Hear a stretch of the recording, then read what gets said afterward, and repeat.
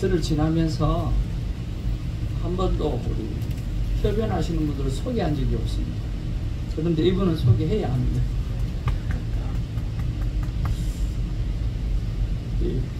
남궁진성 집사님 가족입니다.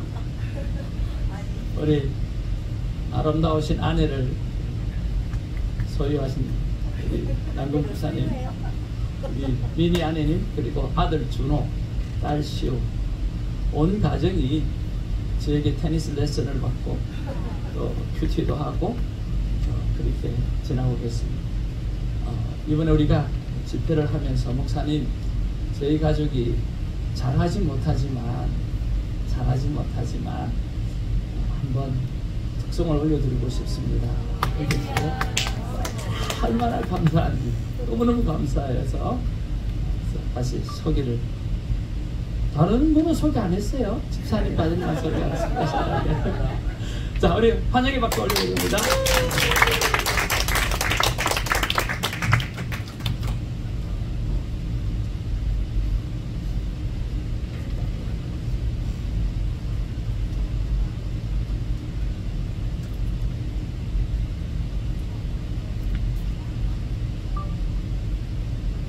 이곳에 테니스 제자도 있고 배드민턴 스승도 있고 그래서 행복합니다.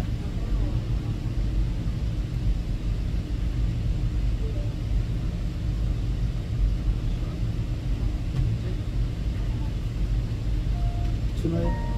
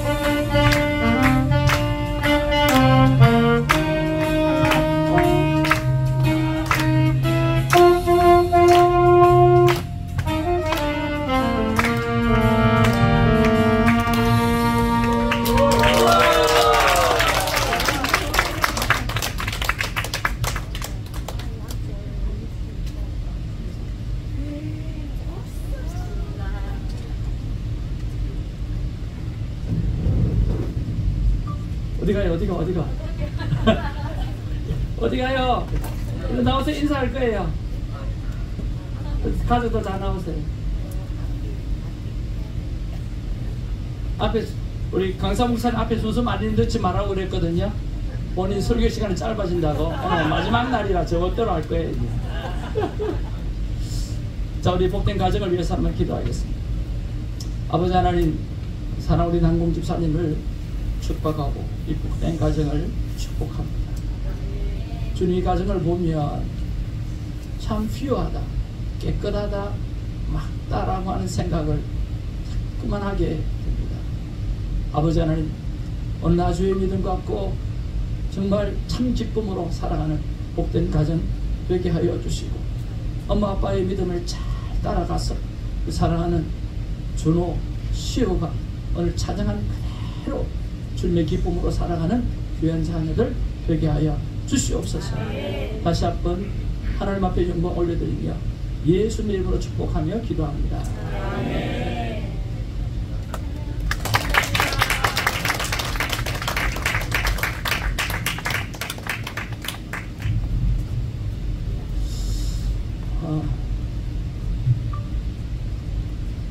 두셔도 되는데. 여러분, 오늘은요 숨겨둔 비밀이 하나 있습니다. 이분이 소개하게 되어지면 너무 많은 사람이 구름대같이 몰려올까봐 걱정이 돼서, 장소는 좁고 또 사람은 너무 많이 몰려올까봐 숨겨두었습니다.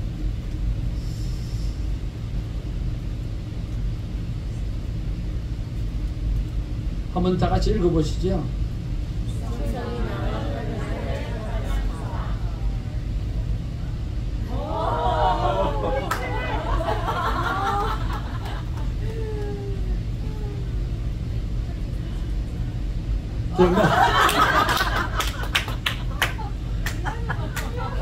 우리 김성환 목사님 모시겠습니다. 우리와 같은 박수를. 여러분, 춤도 놓을만 하죠? 네.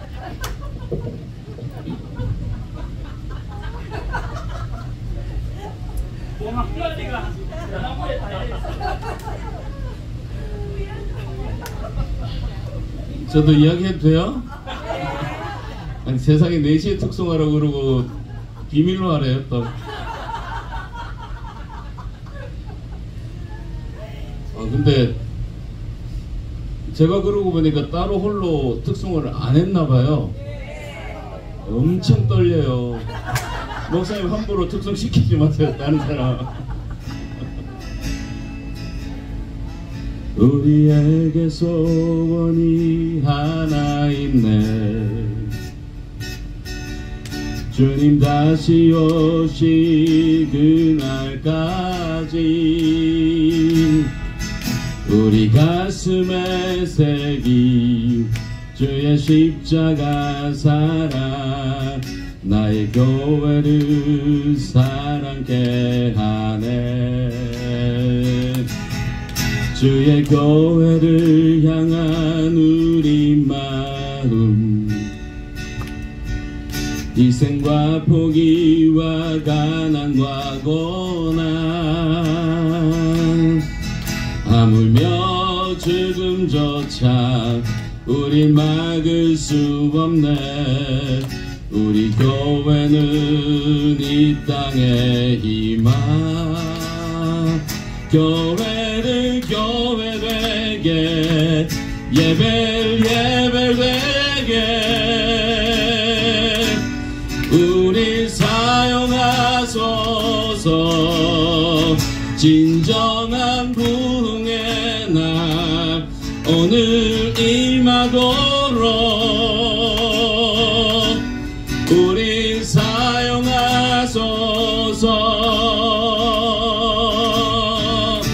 성령 안에 예배하리라. 자유의 마음으로 사랑으로 사역하리라.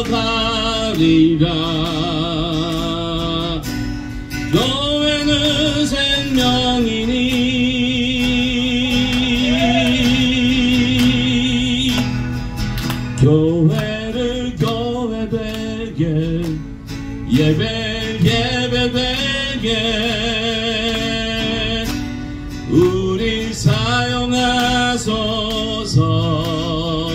진정한 부흥의 날 오늘 임하도록 우리 사용하소서.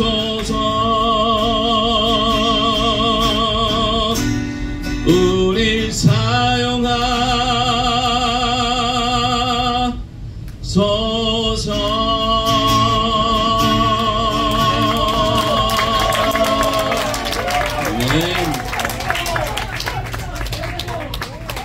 목사님이 콜하셔야 되겠네요.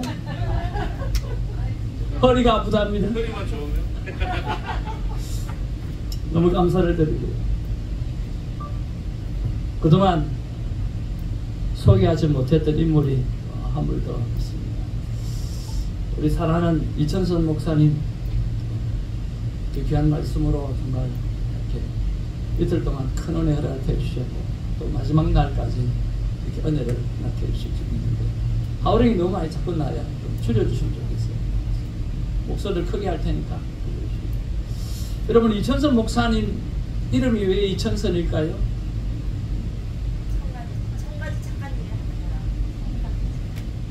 이 땅에서도 또 저 천국에서도 선하신 목자의 부르심과 인도하심을 따라 살아가는 목자이기 때문에 이천선 목사님인 줄로 압니다.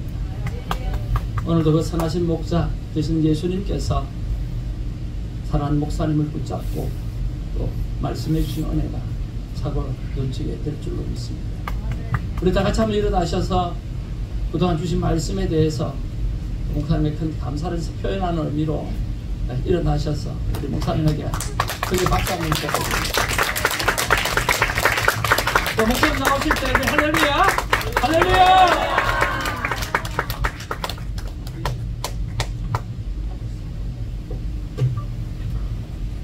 황송하게 또 이렇게 감사합니다. 오늘도 시작하기 전에 한마디 해야 될 것 같아요, 그렇죠? 재미난 얘기요.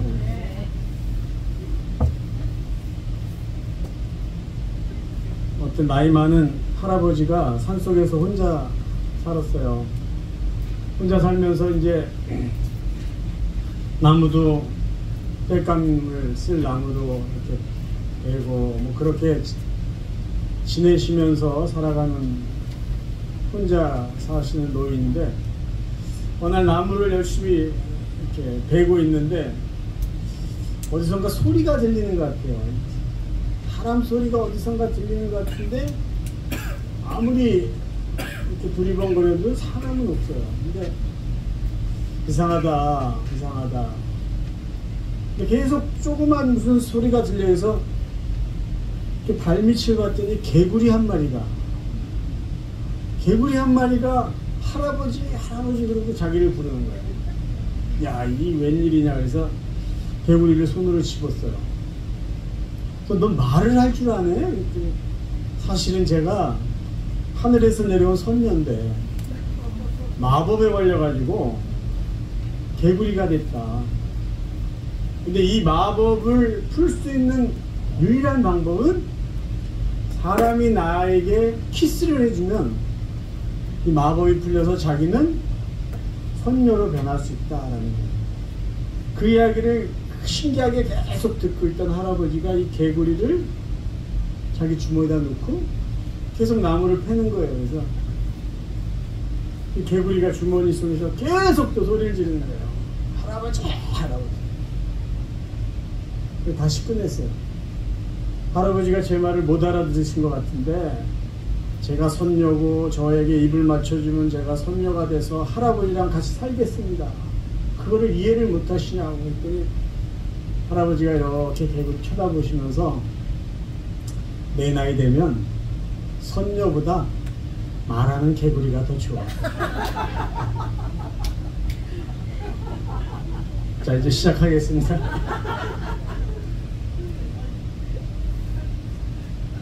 오늘 예배에 대해서 여러분과 나누려고 해요. 시편 29편 2절 함께 읽겠습니다. 시작. 여호와께 그의 이름에 합당한 영광을 돌리며 거룩한 옷을 입고 여호와께 예배할지어다. 아멘. 예배는 믿음의 사람들이라면 당연히 하나님 앞에 드려야 될 신앙의 고백이에요. 그러니까 신앙인이다. 신앙인의 기본은 예배죠. 예배. 자, 그러면 오늘은 제가 아까 오후에 우리 손 목사님과 전화통화하면서 말씀드렸는데, 오늘은 제가 강의하듯이 강의를 좀 하려고 합니다. 어제는 그냥 부흥회하듯이 제가 이렇게 했는데, 오늘은 예배에 대한 전반적인 이야기들을 여러분과 같이 나누고 싶어요. 그리고 특별히 수성교회가 큐티하는 교회이기 때문에 예배와 이 말씀과 연관지어서 제가 여러분들에게 말씀드리려고 하기 때문에 좀 적어두시면 여러분 예배의 삶을 사는데 도움이 되실 거예요. 제가 왜 이 파워포인트를 사용하냐면, 듣는 것은 사실 10%, 20% 정도밖에 남지 않지만 보는 거는 더 많은 퍼센테이지를 남겨요. 근데 쓰는 거는 그보다 더 많은 기억을 도와주기 때문에 오늘 그렇게 해서 공부하는 마음으로 했으면 좋겠습니다. 먼저 예배가 무엇인지, 예배의 정의에 대해서 한번 말씀드릴게요. worship이라는 말은 저기 있는 그대로 읽을게요. 가치 있는 신분, worth and ship. ship은 어떤 위치나 지위를 의미합니다. 그래서 가치가 있는 그 누군가에게 적절한 영광과 존경을 표현하는 것, 이게 worship의 단어의 의미예요. 그래서 기독교에 있어서 예배라는 말은요, 창조주가 되시고 구원자가 되신 그 하나님, 존귀하신 하나님께 걸맞는 우리의 존경심을 올려드리는 게 기독교에서 말하는 예배입니다. 기독교와 타 종교에서의 예배의 큰 차이는 뭐냐면, 타 종교에서는요, 자기 욕구를 채우기 위해서 예배를 드려요. 자기가 필요한 걸 얻어내기 위해서, 아니면 자기에게 해가 미칠 것을 두려워서 막아달라는 그런 도움을 요청하기 위해서 그 어떤 신적인 존재들을, 우상들을 섬기는 거죠. 그러나 기독교에서 예배는 살아계신 하나님, 온 우주 만물을 창조하신 그분의 그 가치에 걸맞는 영광을, 나의 그 마음을 존중하는 마음을 올려드리는 것을 예배라고 말합니다. 자, 예배에는 분명한 대상이 있어요. 우리가, 기독교인인 우리가 예배를 드려야 될 그 대상은 조금 전에도 말씀드렸지만 하나님이세요. 하나님은 어떤 분이냐? 기본적으로 창조주 하나님이에요. 인간을 만드시고 온 우주 만물을 창조하신 창조주라는 것이에요. 자, 하나님께 예배를 드려야 되는데 그 하나님이 어떤 하나님인지, 왜 하나님께 예배를 드려야 하는지를 우리가 알기 위해서 살펴봐야 될 게 안식일을 지키라는 하나님의 명령입니다. 안식일을 지키라는 말은요, 구약 성경의 두 구절에서 나와요. 한 구절은 출애굽기 20장에 나오고요, 다른 구절은 창세기 5장에 나옵니다. 하나님이 모세를 통해서 안식일을 거룩하게 지키라는 명령을 출애굽했을 때도 하셨고, 1세대들이 죽고 2세대가 이제 가나안 땅에 들어가기 전에 한 번 더 말씀하세요. 그런데 강조하는 강조점이 차이가 있습니다. 자, 먼저 안식일이라는 건요, 그냥 아무것도 하지 말고 쉬고 노는 날이 아니라 일을 하지 않기 위해서, 그러니까 일을 하지 않는 이유는 하나님께 제사, 예배드리기 위해서 쉬라는 거예요. 그러니까 목적이 쉬는 데 있지 않고 예배에 있습니다. 쉬지, 일하지 마, 쉬어. 그게 목적이 아니라 왜 쉬느냐? 하나님 앞에 예배, 제사 드리기 위해서 쉬는 날을, 특별한 날을 정해주신 거예요. 자, 그럼 출애굽기에서 강조하고 있는 안식일의 개념은, 저 벌써 답이 나와 있네요. 창조주 하나님을 기억하며 쉬면서 예배하라는 것입니다. 읽어드릴게요. 이는 엿새 동안에 나 여호와가 하늘과 땅과 바다와 그 가운데 모든 것을 만들고 일곱째 날에 쉬었습니다. 그러므로 나 여호와가 안식일을 복되게 하여 그날을 거룩하게 하였습니다. 출애굽기에서 말하는 안식일을 거룩하게 지키는 이유는 하나님이 창조주라는 거예요. 그래서 피조물인 인간이 창조주 하나님한테 걸맞는 영광을 올려드리는 게 예배예요. 또 하나 안식의 개념이 나오는데, 안식은 무엇을 통해서 안식하냐면 하나님이 만들어 놓으신 창조 세계, 아름다운 세계, 완전한 그 세계를 피조물이 인간이 즐기면서 쉬는 날, 그게 출애굽기에서 이야기하는 안식일의 진정한 의미예요. 창조자 하나님께 예배하고 하나님이 창조해 놓으신 그 세계 속에서 안식을 누려라.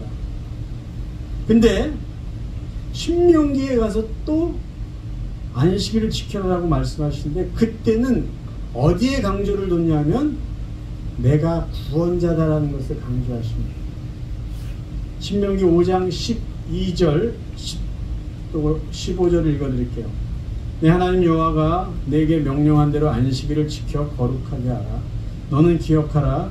내가 애굽 땅에서 종이 되었더니 내 하나님 여호와가 강한 손과 편팔로 거기서 너를 인도하여 내었나니, 그러므로 내 하나님 여호와가 내게 명령하여 안식일을 지키라 하였느니라.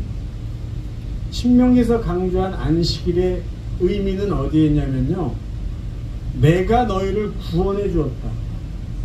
구원받은 자로서 안식을 누리고 구원해 주신 하나님께 예배하라는 거예요. 근데 왜 이 개념이 바뀌었을까요? 출애굽기에서는 창조사역과 관련된 쉼과 예배라면은 신명기에서는 구원사역과 관련된 쉼과 예배예요. 근데 왜 이렇게 바뀌었을까요? 사실은 하나님은 인간을 창조하시고 아담과 하와가 너무 빨리 죄를 졌어요. 인류의 역사의 비극은 너무 빨리 죄를 졌다는 거예요. 그래서 하나님이 창조하시고 쉬시려고 했다가 인간이 죄를 져서 더 이상 쉬지 못하셨어요. 왜? 그 인간의 죄를 용서해 주셔야 되기 때문에 하나님은 정말 진정으로 안식하시지 못합니다. 이 안식이 어디에서 진정으로 끝나고 온전히 회복되냐면 예수 그리스도의 십자가의 죽음과 부활을 통해서 온전히 회복이 돼요. 그래서 예수님은 창조하시고 나서 인간들에게 쉬고 창조주를 예배하고 창조 세계를 즐기라는 이 복을 제대로 누리지 못합니다. 그래서 하나님이 이스라엘 백성들을 구원하신 후에 또다시 말씀하신 것은 너희들이 구원받았다는 거에 감사하고 구원자 하나님을 예배해라. 그러기 위해서 그날을 특별히 정해놓고 일하지 말고 안식하라는 말씀이죠. 그래서 우리가 여기서 이제 하나 더 기억해야 될 거, 왜 구약시대에 안식일은 토요일이었는데 왜 신약시대에 넘어오면서 이 안식이 주일날로 바뀌었냐, 일요일날로 바뀌었냐. 여러분 그 이유 아시죠? 진정한 인간에게 안식을 주시고 진정한 인간의 죄 용서가 완성된 것은 예수 그리스도께서 십자가에 죽으시고 부활하심으로 죄인이 죽어야 되는 대가를 예수님이 대신 지불해 주시고 죄 용서받은 자가 어떻게 되는지를 보여주신 게 부활이에요. 죄 용서받은 사람은 예수 그리스도로 이렇게 다시 산다. 그래서 진정한 안식을 예수님의 부활로 허락해 주십니다. 그날이 언제냐? 우리 요즘 시대로 표현한 일요일이에요. 일요일. 한 주일의 첫째 날. 그래서 우리는 구원받은 백성으로서 당연히 예수 그리스도께서 우리에게 영원한 안식을 주신 주님이 부활하신 그날 우리는 진정한 예배를 하나님 앞에 드리는 것이에요. 왜 안식일이 토요일인데 왜 주일로 지키냐? 누가 그런 거 물어보신다면 여러분 정확하게 대답해 주셨으면 좋겠습니다. 자, 예배 본질로 넘어갈게요. 예배 본질. 여기서부터 굉장히 중요한 개념입니다. 예배 본질은 드리는 거예요. 드리는 거와 상반되는 개념이 뭐냐면 드리는 것과 상반되는 첫 번째 개념은 보는 거예요. 드리는 것과 상반된 또 다른 개념은 받는 거예요. 여러분 표현할 때 이 표현을 제발 바꿔주셨으면 좋겠어요. 교인들 중에 그냥 쉽게 이렇게 표현합니다. 아, 빨리 예배 보고 뭐 해야지. 예배 보고 뭐 해야지. 근데 이 본다는 이 표현이요, 드리는 거는 존칭어고 보는 거는 이게 아니라, 여러분 보는 예배는요 워치하는 거예요. 평가하는 거예요. 그러니까 오늘 목사님의 설교가 어떤가 내가 한번 보자, 들어보자. 오늘 성가대원들이 찬양하는 게 어떻게 잘 준비되고 화음이 잘 맞는지 들어보자. 이게 보는 예배의 개념이에요. 드리는 예배는 뭐죠? 내가 드리는 거예요. 내 시간을 드리죠. 내 정성을 드리죠. 내 마음을 드리죠. 내 물질을 드리죠. 나의 간절한 기도와 소원을 하나님께 드리죠. 드리는 개념하고 보는 거는요, 이 차원이 다른 이야기예요. 왜 받는 것을 드리는 것과 상반돼서 제가 표현하냐. 오늘날 예배가 변질되는 이유 중에 하나는요, 예배를 통해서 내가 원하는 걸 자꾸 받으려고 해요. 얻어내려고 해요. 근데 예배의 본질은 뭐냐면요, 나를 드리는 거예요. 나의 마음을 드리고 정성을 드리는 거죠. 근데 예배 드리러 오는 사람들 중에는 오늘 교회 가서 뭔가 얻어낼 게 있을까? 뭔가 오늘 목사님께서 좋은 내가 듣고 싶은 뭔가 하나 들을 수 있을까? 근데 예배를 드리고 났는데 내 마음에 흡족한 게 없어요. 내가 원하는 걸 뭘 얻어내질 못했어요. 그러면 오늘 예배 별로다라고 이렇게 표현해요. 근데 이 표현을 어떻게 좀 고급스럽게 하냐면요, 오늘 은혜가 별로 없는데 이렇게 표현한다. 근데 내가 듣고 싶은 어떤 말을 들었어요. 오늘 목사님 말씀 너무 은혜가. 근데 여러분 정말 좋은 예배, 은혜로운 예배는 무엇으로 평가돼야 되냐면요, 내가 드린 나의 정성과 이 마음과 물질과 모든 나의 예배를 하나님이 받으셨는가 받지 않으셨는가, 그걸로 평가받아야 돼요. 내가 이 예배를 통해서 뭔가를 얻어냈는가, 내가 봤더니 내 기분이 좀 좋았다, 그걸로 평가되어서는 안 된다라는 거예요. 여러분 예배라는 그 구약에 나타난 용어가 여러 개 있어요. 그 중에 샤하이라는 단어가 있는데 이게 120회 이상이 나옵니다. 그러니까 굉장히 아주 많이 반복된 단어예요. 대표적인 단어라고 볼 수 있어요. 그 의미가 굴복하다, 머리 숙이다, 엎드리다라는 뜻이에요. 무릎을 꿇고 엎드리고, 이 행위 자체가 하나님 앞에 예배드리는 자의 자세를 보여주는 거죠. 그래서 저는 이거를 어떻게 고쳤냐면, 엎드리다를 제가 그냥 만들어 본 거예요. 드림, 올려드리는 거예요. 그러니까 나의 그 어떤 것이든 하나님 앞에 올려드리는 거죠. 주님, 제가 죄인인데 주님께 받은 은혜가 너무 커서 제 찬양이라도 하나님께 올려드립니다. 이런 마음이에요. 뭐라도 좀 드리고 싶어요. 그런 마음이죠. 올려드리는 거.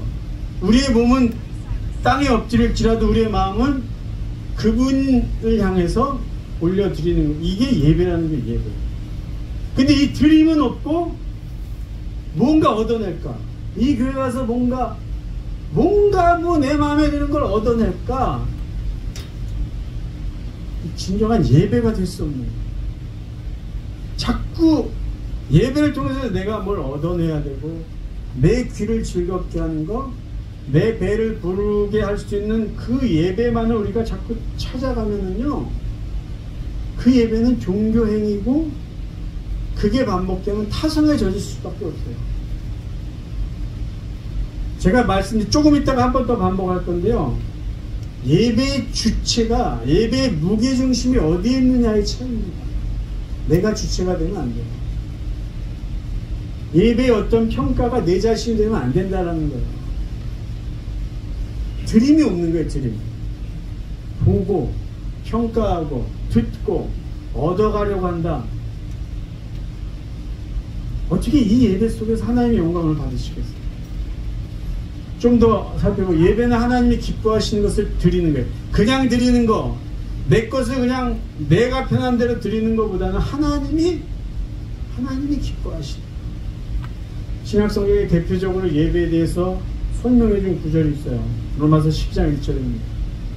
그러므로 형제들아, 내가 하나님의 모든 자비하심으로 너희를 권하노니 너희 몸을 하나님이 기뻐하시는 거룩한 산 제물로 드리라. 이는 너희가 드릴 영적 예배이라. 중요한 두 단어를 제가 하이라이트했어요. 색깔을 좀 바꿨습니다. 기뻐하시는 것과 드리는 것. 종종 저희들은요, 내가 좋아하는 것, 내가 드리고 싶은 걸 드려요. 하나님은 그것도 기쁘게 받으시고요, 분명히. 하나님이 받으시기 원하는 것, 기쁘게 받으신 걸 드리는 거예요. 그럼 여러분, 예배를, 내가 이번 주 예배를 드리러 간다. 그럼 생각할 게 많습니다. 드리기 위해서, 하나님 기뻐하신 걸 드리기 위해서 내 삶을 바꿀 필요도 있어요. 나의 마음, 나의 말. 그게 예배예요. 그냥 막 살다가 때가 됐네, 가야지. 그래도 뭐 몇십 년 그 때 되면 갔으니까 안 가면 찜찜하잖아. 그렇게 하는 예배가 아니다라는 거예요. 하나님이 기뻐하시는 그 무언가를 드리는 게 예배의 본질이에요. 저는 팬데믹, 코비드-19 시대를 지나고 나서 굉장한 위기의식을 느꼈어요. 그러니까 모든 크리스천들에게는요, 코비드-19 이후가 삶이 바뀝니다. 그러니까 저는 before COVID, after COVID, BC, AC가 바뀌었다고 저는 생각해요. 어떤 의미에서 그 말씀을 드리냐면, 교회 안에 예배의 본질이 변질됐어요. 코비드-19 때문에. 어떻게 변질됐냐면요, 그동안 드리는 예배에 초점 맞춰져 있던 이 예배 형태가, 본질이 보는 예배로 바뀌어버렸어요. 여러분 아시죠? 요즘에는 손가락으로 몇 번 하면은 유튜브로 봐요. TV 켜서. 제가 저희 교회가 한 1년 정도 유튜브 제가 뭐 편집하고 뭐 녹화하고 그래가지고 이제 예배를 드리다가, 저희 교회는 조금 일찍 한 6개월, 8개월 정도 먼저 현장 예배를 시작했어요. 현장 예배를 드리는 첫 번째 주일에 제가 공식적으로 교인들에게 사과를 했어요. 목회자로 여러분에게 사과합니다. 뭘 사과했냐면요, 제가 여러분에게 교회 나오지 않아도 좋습니다라고 이 말 한 거를 사과합니다라고. 여러분, 시대가, 목사가 교회 안 나와도 됩니다라고 공식적으로 언제 이야기한지 아세요? 코비드-19이 벌어졌을 때 목회자가 그 얘기를 했어요. 저는 그게 너무 부끄러워요. 그렇다고 무조건 나오라고 이야기할 수도 없는 상황이었지만, 제가 왜 그거를 부끄럽게 생각하느냐. 전에 저희들은요, 예배를 TV로 본다 그러면요, 야, 그 예배냐 그랬어요. 온라인으로 헌금하는 뭐 미국 교회 그런 얘기 들으면, 야, 그것도 헌금이냐 막 이랬었어요. 근데 주보에 뭐 광고 내고 온라인 뭐 계좌번호 해주고 막 예배를 보는 예배가 됐어요. 그래서 한동안 대형교회, 아주 소위 말해서 큰 교회, 사람들이 그 조회수를 막 비교를 했어요. 그거 아시죠? 대형교회, 큰 교회 주일날 조회수 보니까 뭐 몇백 개 안 돼요. 근데 유명한 목사님, 예?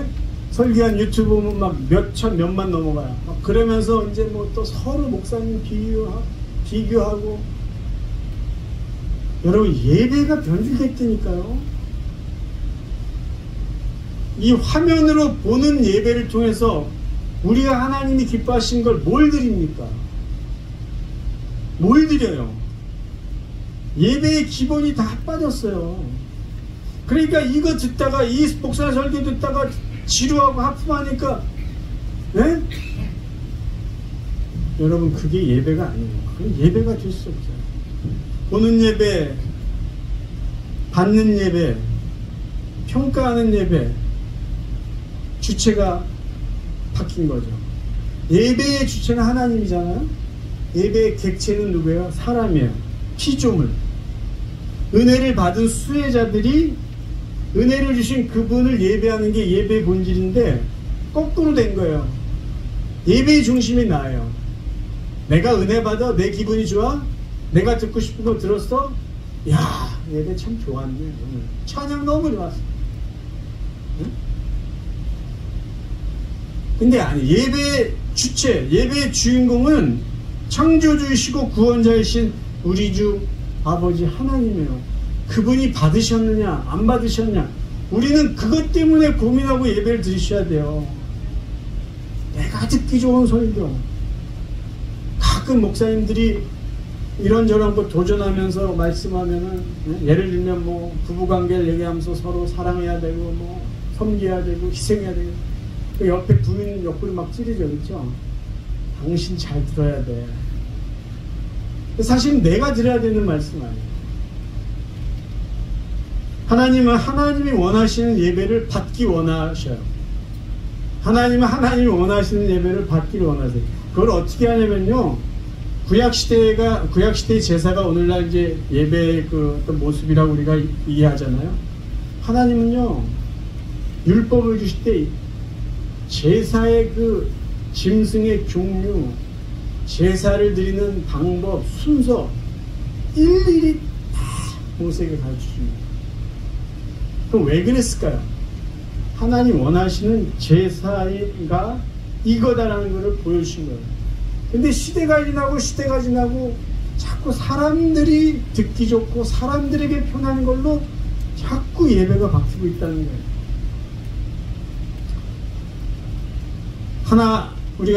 제가 요 예배 범위를 살펴보기 전에 한 가지 먼저 말씀드릴게요. 예배 중에 받아야 되는 게 딱 한 가지가 있어요. 받아야 되는 게 말씀이에요. 말씀. 하나님의 말씀.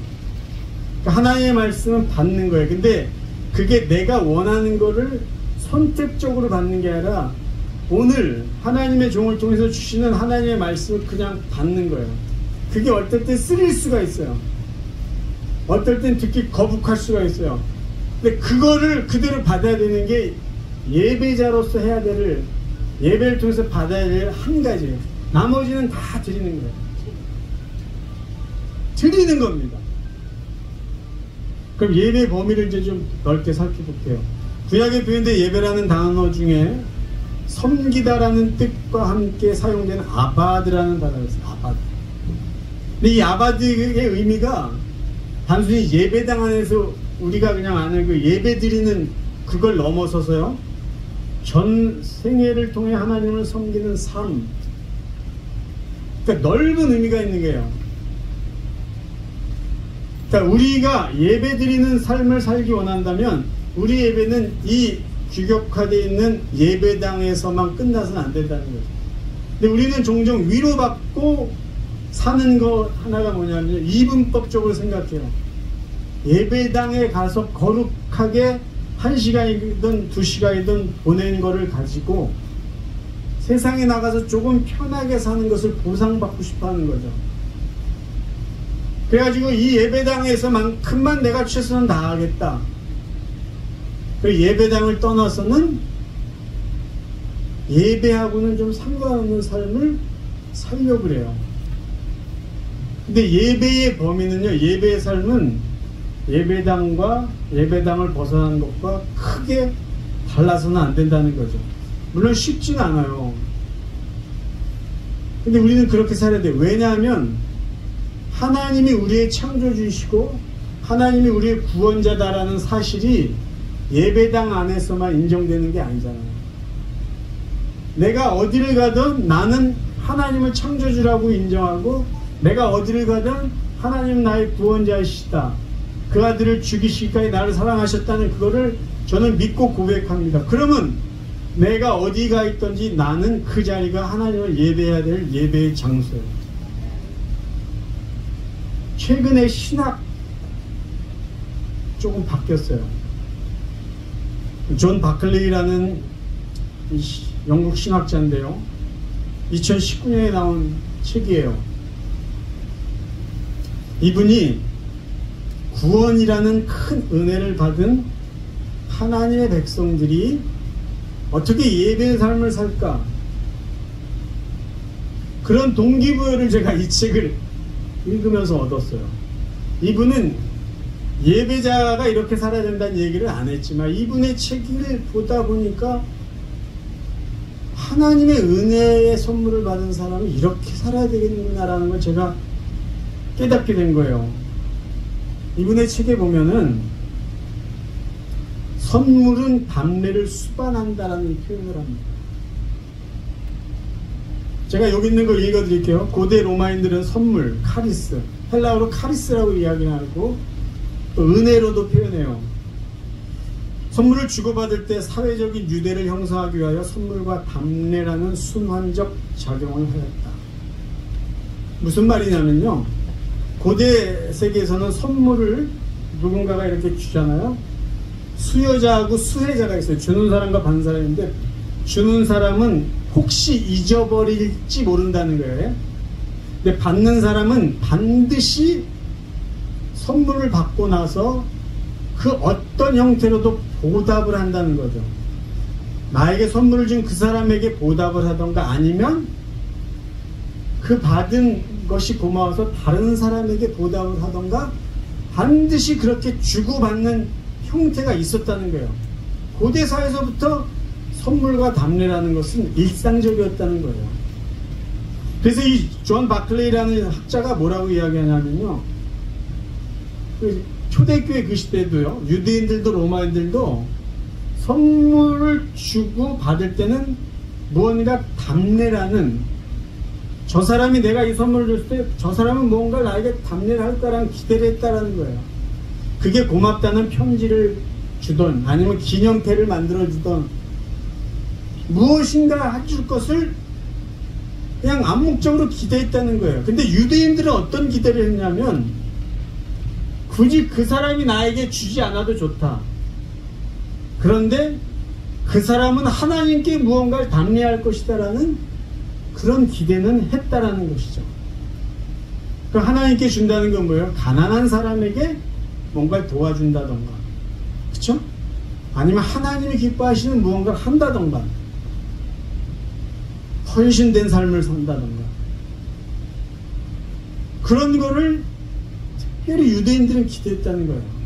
근데 재미난 게 있습니다.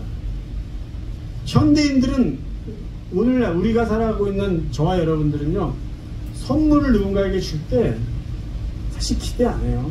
선물은 선물이지, 아니 선물 주고 뭐 기대해. 그게 선물.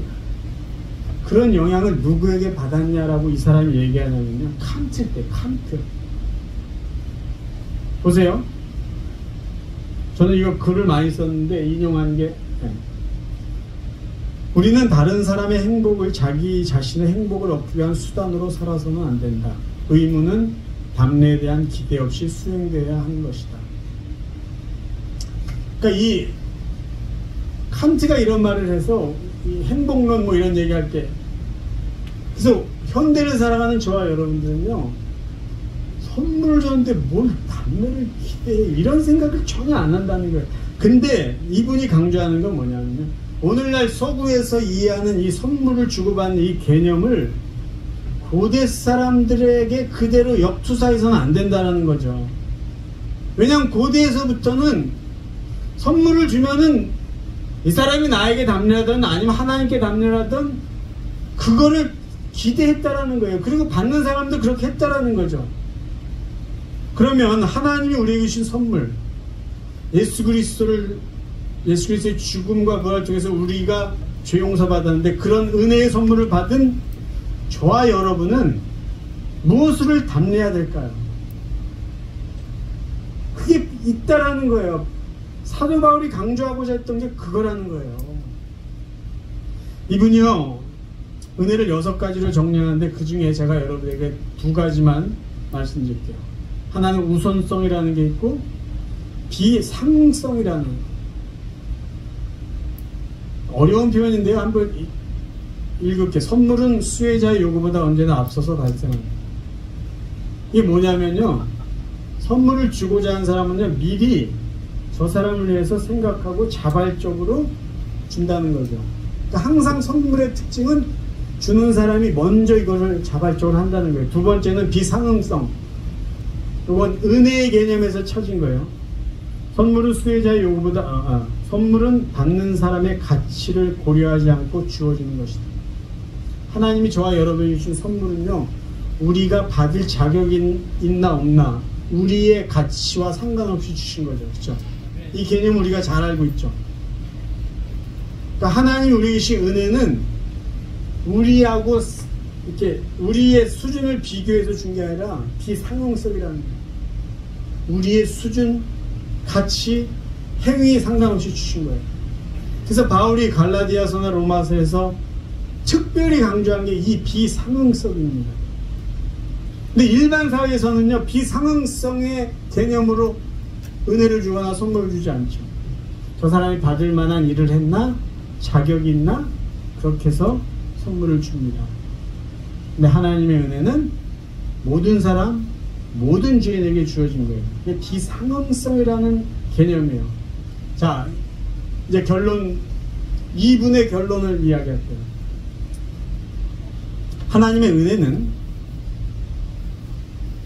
무제약적인 비상응성이에요. 제약이 없어요. 그 다음에 가치평가를 안 해요. 비상응적으로 주어지지만 아무런 행위도 요구하지 않는 무조건적이지는 않다. 왜 이 말을 우리가 좀 더, 이게 새로운 신학의 흐름입니다. 왜 이거를 우리가 깊이 생각해야 되냐면요, 은혜를 받은, 무제약적으로 비상응적으로 은혜를 받은 저와 여러분이 아무런 행동도 안 하고 산다면 그게 문제가 있다라는 거예요. 기대하시는 게 있다는 게 하나님이에요. 그 기대가 뭘까요? 저는 그 기대에, 하나님이 기대하는 삶이 하나님이 기뻐하시는 예배, 기뻐하시는 삶, 그거죠. 이 개념을 가지고요, 우리가 그동안 잘 많이 들어왔던 에베소 2장 8절 말씀 여러분 다시 한번 들어보세요. 지금 제가 여러분에게 침을 찍으면서 말한 존 마클레이 교수가 이야기한 그 개념을 갖고 이 말씀 다시 들어보세요. 너희는 그 은혜에 의하여 믿음으로 말미암아 구원을 받았으니 이것은 너희에게서 난 것이 아니요 하나님의 선물이다.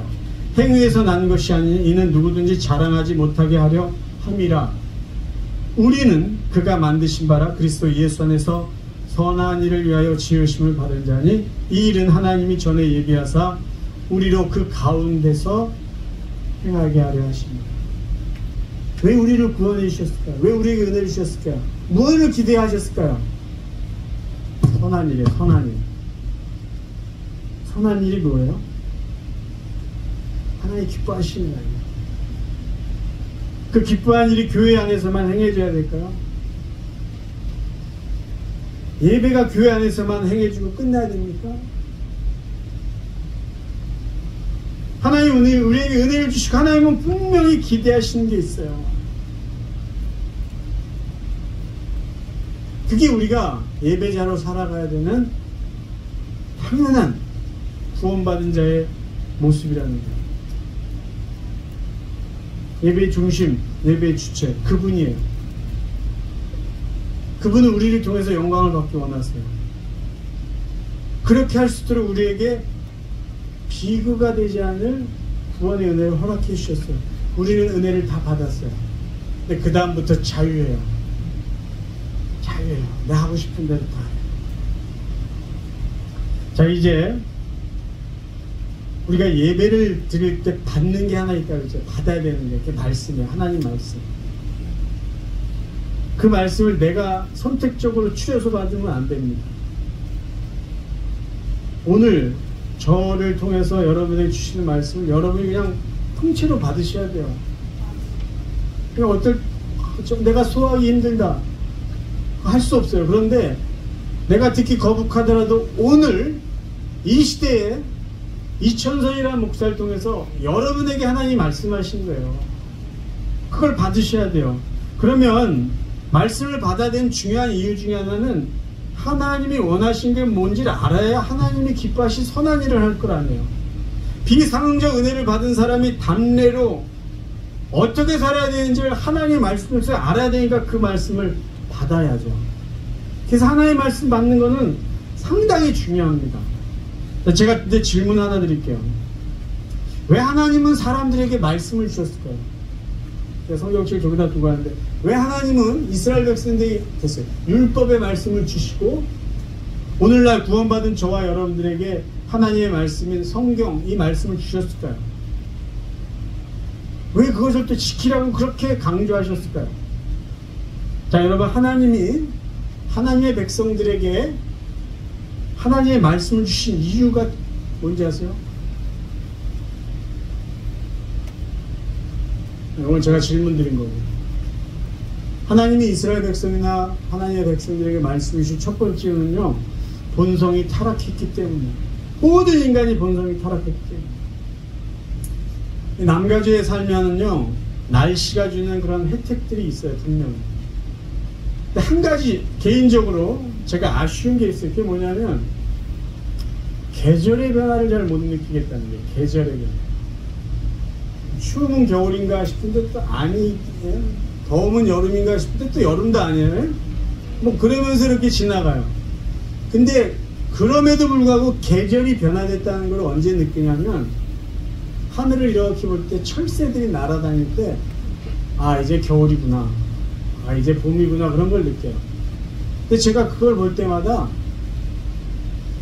저 철새들은 누가 가르쳐주지도 않았는데 때가 되면 조금 따뜻한 데로 가던가 아니면 조금 추운 데로 물이 져서 날아가요. 왜 그럴까요? 본성으로 움직이는 거예요. 본성.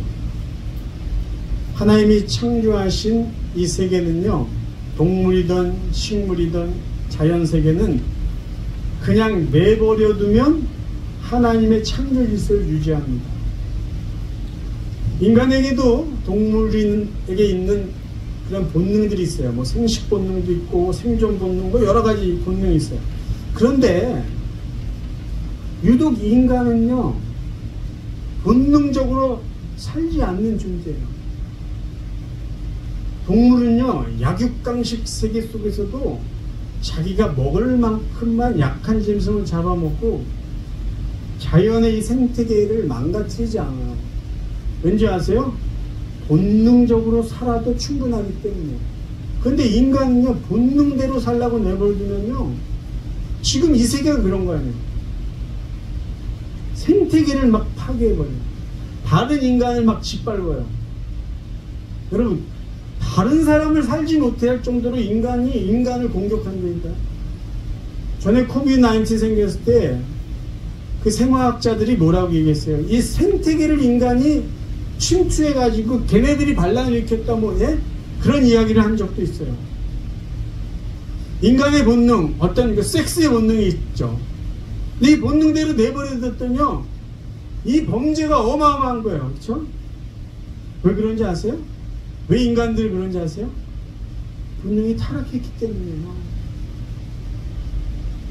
본능대로 살아도 모든 자연 질서는 그대로 유지됐는데 인간은 왜 본능대로 살면은 왜 이런 큰 문제가 생길까요? 본능이 타락됐기 때문이에요. 본능이. 근데 왜 타락됐습니까? 하나님께 죄를 졌기 때문에.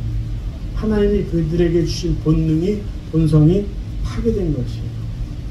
그 이야기가 창세기, 아까 말씀드렸죠. 인간의 비극은 너무 빨리 죄를 졌다는 거예요.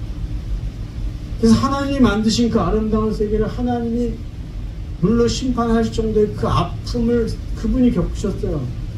그러니까 인간의 비극이죠. 좀 수천 년 정도 그냥 죄 안 짓고 살았으면 하나님의 창조 세계를 그 후손들이 얼마나 잘 누렸을까요? 물로 심판한 세계도 이렇게 아름다운. 자, 본성이 타락한 인간의 모습이 어떤지를 한번 살펴봅니다. 그들이 그날 바람이 불 때 동산에 거니시는 여호와 하나님의 소리를 듣고 아담과 그의 아내가 여호와 하나님의 낯을 피하여 동산 나무 사이에 숨은지라. 여호와 하나님이 아담을 부르시며 그에게 이르시되 네가 어디 있느냐. 이르되 내가 동산에서 하나님 소리를 듣고 내가 벗었으므로 두려워하여 숨었나이다. 이르시되 누가 너의 벗었음을 내게 알렸느냐. 내가 네게 먹지 말라 명한 그 나무 열매를 네가 먹었느냐. 아담이 이르되 하나님이 주셔서 나와 함께 있게 한 여자 그가 그 나무 열매를 내게 주므로 내가 먹었나이다. 여호와 하나님이 여자에게 이르시되 네가 어찌하여 이렇게 하였느냐. 여자가 이르되 뱀이 나를 꾀므로 내가 먹었나이다. 이미 죄를 지은 아담과 하와의 모습이요, 이 본성이 타락한 인간의 모습을 제가 설명드리겠습니다. 첫 번째, 본성이 타락한 죄인의 모습은 하나님의 낯을 피하여 숨습니다. 그냥 자연스럽게 숨어요. 그러니까 스스로 아는 거죠. 거룩하신 하나님을 피해서 숨는 게 죄인의 첫 번째 모습. 두 번째 모습, 죄가 뭔지 잘 몰라요. 죄에 대한 인식이 부족해요. 하나님이 네가 어디 있느냐, 그렇죠? 내가 어디 있느냐 딱 물었을 때 아담이 엉뚱한 대답을 해요. 내가 벗었으므로 피하였나.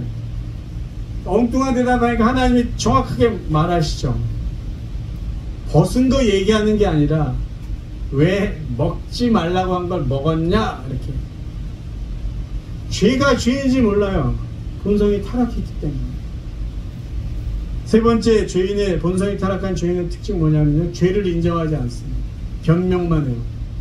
왜 먹지 말라고 한 열매 먹었냐 했더니 잘못했습니다, 이 말이 정답이에요. 그게 죄를 인정하는 건데, 인정하는 대신 하나님이 저에게 준 여자 때문입니다. 하와에게 물어봐요. 뱀 때문입니다. 이게 다 누구를 원망하냐면 하나님 원망하는 거예요. 나는 이러고 싶지 않은데 하나님이 만들어서 저에게 짝으로 준 여자가 하나님이 창조한 뱀이, 이게 죄로 인해서 본성이 타락한 사람들의 특징이에요. 근데 이 DNA가 저와 여러분들에게도 있어요. 그래서 하나님이 정해놓으신 선을 선이라고 말하지 않아요.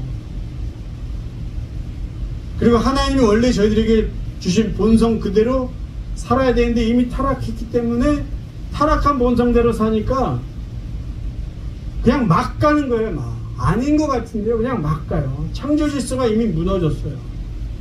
그래서 하나님은요, 창조 질서를 무너뜨리고 있는 죄인들, 본성이 타락한 죄인들에게 가이드라인을 주시기 위해서 말씀을 주신 겁니다. 이거 하면 안 돼.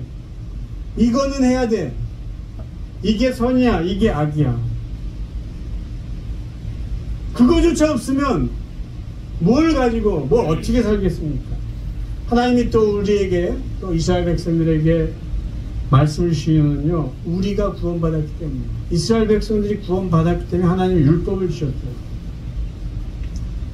이 부분은 정확히 여러분 이해하셔야 됩니다. 자, 질문 드릴게요.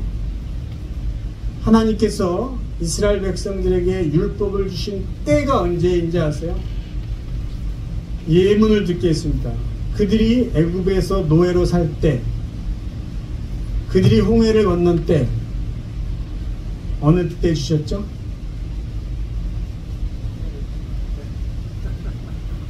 빨리 대답이 나올 줄 알았는데, 이스라엘 백성이 노예로 살고 있을 때 하나님이 율법을 주셨습니까? 아니면 그들을 구원하고 나서 시내산에서 율법을 주셨습니까? 두 번째죠. 거기서 이야기하는 게 뭐냐면요, 율법은, 만약에 율법을 이스라엘 백성들이 애굽에서 노예를 살 때 주셨다면 이렇게 우리가 오해할 수 있을 거예요. 아, 이 율법을 잘 지키면 하나님이 구원해 주시겠구나라고 오해할 수 있어요. 근데 그렇지 않아요. 하나님은 미리 구원해 주신 다음에 율법을 주셨어요. 그럼 이 율법을 왜 주셨을까요? 구원의 조건은 아니다라는 게 성립됐잖아요. 그거 왜 주셨을까요? 너희들이 구원받은 백성이니까, 이제 내 백성이니까 내가 무엇을 원하는지 정확히 알고 살라고 말씀을 주신 거예요. 근데 이 순서를요, 유대인들은 계속 바꿔놓습니다. 어디다 이 율법을 갖다 놓는지 아세요? 구원받기 이전에다 갖다 놔요. 율법을 지켜야지 구원받아, 그래야지 천국 가, 이렇게. 그거 아니다라고 계속 강조하는 사람이 사도 바울이에요. 그게 아니고 하나님이 은혜로 너희들을 선택하셨어, 구원하셨어. 그리고 하나님의 말씀을 주신 거예요. 초대교회 이단들도 이 순서를 계속 바꿔놔요. 바울이 이단들과 논쟁하고 유대인 율법주의자들과 논쟁한 핵심은 바로 이 순서를 다시 이해시키는 거였어요.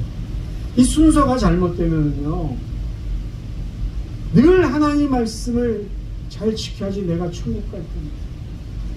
내가 살다가 이렇게 어려움 당한 게 지난번에 내가 하나님 말씀대로 안 지켜서 그런가, 내가 젊었을 때 죄를 많이 진 게 말이야, 이게 아직도 해결이 안 돼가지고 지금. 순서에 대한 정리가 분명하게 이루어져야지 우리의 구원이 하나님의 은혜라는 것을 알고요, 말씀을 왜 주셨는지 그 말씀을 주신 목적도 정확하게 알 수가 있어요. 율법주의자들이 있어요. 율법주의자는 뭐냐면 율법 지켜 그럼 구원받아요. 근데 바울이 이제 그걸 계속 강조했잖아요. 아니야, 구원받는 거는 율법을 지켜서가 아니라 하나님의 은혜야, 믿음으로 얻는다. 그렇지만 이 율법이 필요해. 근데 그 얘기 전까지 율법 때문에 구원받은 거 아니야, 믿음이야, 하나의 은혜라고 하니까 와, 그런 게 있었네요. 그러고 율법주의자였던 사람이 무율법주의자로 바뀌어요. 무율법주의자들은 뭐냐면, 그럼 이제 하나님 말씀 필요 없겠네라는 거예요. 필요 없겠네. 왜요? 구원받는데 말씀 필요 없잖아요. 그거까지 맞잖아요.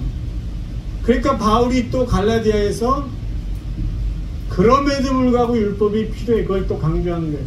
그러니까 그 차이를 이제 잘 갖고 봐야 되는데, 여기서 율법이 필요 없다고 얘기하는 것 같은데 여기 또 좀 혼란스러울 수 있어요. 근데 중요한 거예요. 율법주의자와 무율법주의자들을 상대로 바울이 이야기를 하다 보니까 여기선 율법이 필요하다라고 이야기하고 저기선 율법 필요 없다라고 이야기하는 거예요. 혼란을 가질 필요는 없습니다. 어쨌든 율법이 필요 없네라고 하는 사람들에게는 아니야, 율법은 구원받았기 때문에 필요한 거야. 구원받은 이후부터 하늘나라 갈 때까지 어떻게 살아야 되는지, 어떻게 내가 예배하는 자로 살아야 되는지, 어떻게 사는 것이 하나님께 기쁨을 드리는 것인지를 무엇을 보고 합니까? 하나님의 말씀. 그래서 하나님의 말씀은 구원받았기 때문에, 받은 사람들이기 때문에 주는 거예요. 여러분, 예수 안 믿는 사람에게 하나님의 말씀 주면요, 그 가치를 몰라서요, 하나님의 말씀 제대로 듣지 않습니다. 근데 누군가가 그래요. 나 하나님 말씀 듣고 예수를 믿게 됐다는 사람은요, 하나님이 그분을 선택했기 때문에 그 안에 성령이 있어서 그 말씀을 받고 이해를 한 거죠. 여러분, 정확히 그 부분을 좀 이해해 주셨으면 좋겠어요. 하나님의 말씀은 구원 받았기 때문에 주신 거예요. 받았기 때문에 내가 이해하는 거고, 받았기 때문에 이렇게 살아가야 되는 거예요. 조금 더 구체적으로 볼까요? 하나님의 말씀을 지켜야 되는 이유. 첫 번째는요, 선과 악의 기준을 주시는 근거이기 때문에. 인간의 죄는요, 스스로 하나님이 되려는 교만함이 있습니다. 스스로 하나님이 된다는 말은요, 내가 선과 악을 만들겠다라는 교만함이에요. 어느 집은 가정에 하나님 노릇을 하는 사람이 있어요. 그 집에서 선과 악을 내가 정하면 그 사람은 그 가정의 하나님이에요. 근데 그렇지 않죠. 어느 공동체든 어디서든 그리스도인의 공동체는요, 선과 악의 기준은 하나님 말씀에 있습니다. 내가 그것을 정하면 안 돼요. 근데 이 세상은요, 오늘날을 이야기해요. 권력을 가지고 선과 악을 바꿔요, 사람들이. 선과 악의 기준을 조금씩 바꿉니다. 여론몰이를 통해서 선과 악의 기준을 조금씩 변질시켜요. 그쵸? 동성애? 분명 악이에요. 죄예요. 근데 아니라고 이야기하잖아요. 여론, 표를 얻기 위해서.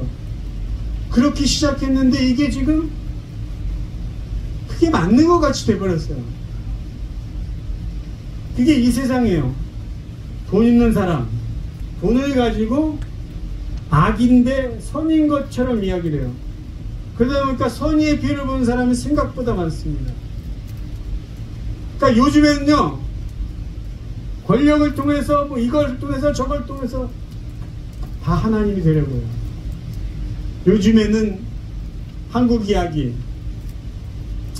선과학의 기준이 어디에 있는지 아세요? 내 편이냐 네 편이냐로 선과학의 기준이 바뀌어요.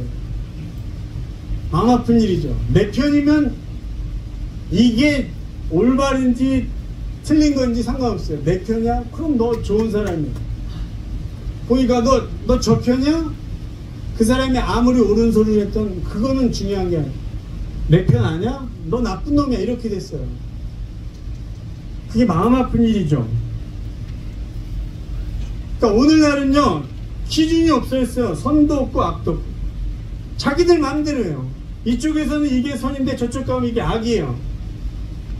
무질서죠. 그럼에도 불구하고 성도인 저와 여러분이 하나님의 말씀 지켜야 될 이유는 뭐예요? 선과 악의 절대 기준은 하나님께 있기 때문에 우리 이 말씀을 보고 말씀에서 우리에게 주시는 선은 선이라고 인정하고 따라 살아야 되고요. 악은 악이에요. 내 마음에는 이게 좀 끌리는 것 같아도 아니죠. 하나님이 악이라고 했으면 악이에요. 그래서 그거는 우리가 멀리해야 되는 거예요. 왜 하나님이 말씀하신 게 절대선이고 절대악일까? 하나님이 창조주이기 때문이에요. 하나님이 창조주이기 때문에 그분만이 이 세상의 선과 악을 결정할 수 있는 유일한 분이라는 거예요. 두 번째, 성도들이요 하나님의 말씀을 지켜야 되는 이유는요 성도들의 수준을 평가할 수 있는 기준이기 때문에 수준을 평가할 수 있는 율법은 성화의 과정의 기준이 됩니다. 이 말은 뭐냐면요 신학교에서 이제 주로 강의할 때 이런 얘기가 돼요. 구원을 3단계로 나누어서 칭의, 성화, 영화 이렇게. 칭의는 예수 그리스도의 의를 우리가 받아서 죄인이지만 하나님이 법정적인 언어로 너는 의인이야 라고 선포한 거예요. 그게 구원이에요. 칭의, 의롭다고 칭해 주신 거예요. 그래서 구원받은 걸 칭이라고 이야기하고 구원받은 이후의 삶을 거룩한 성도로 살아가는 모든 과정을 성화라고 그러고 그게 끝나서 천국 가서 사는 걸 영화로운 주님의 부활체로 바뀌었다 해서 영화라고 이야기를 합니다. 그런데 우리가 구원받은 건요 외부의 사건이에요. 칭의의 사건은 외부에서 일어난 사건이에요.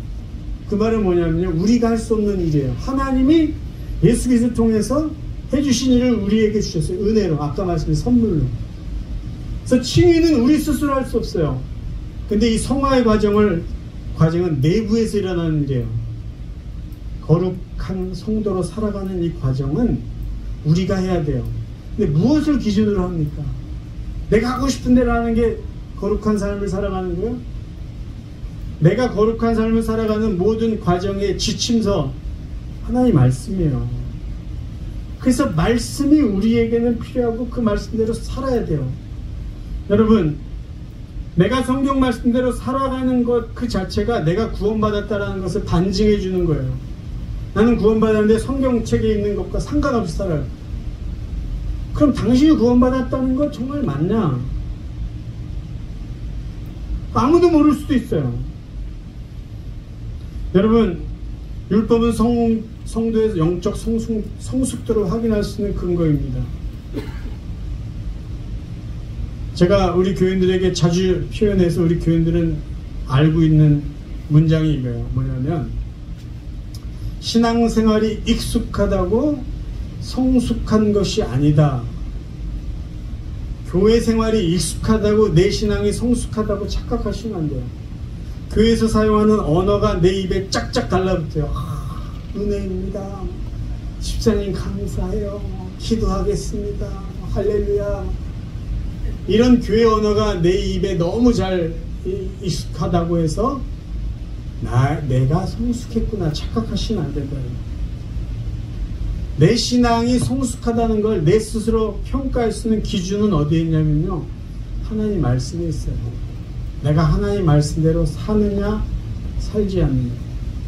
기도를 청산유수로 하는 사람이 신앙이 성숙한 사람이 아니고 하나님 말씀대로 살려고 노력하고 애쓰고 그런 사람이 신앙이 성숙한 사람이에요.